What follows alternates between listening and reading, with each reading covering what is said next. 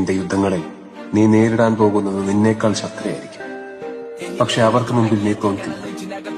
അവരെ ജയിക്കാനുള്ള കരുത്ത് നിന്റെ ഉള്ളിൽ നിന്ന്. കാരണം നിന്റെ ജയം ആഗ്രഹിക്കുന്ന കുറെ മനസ്സുകൾ ആ സമയം നിന്റെ ചുറ്റിലുണ്ടാകും. അവർക്ക് വേണ്ടി നീ ജയിച്ചേ മതിയാകും.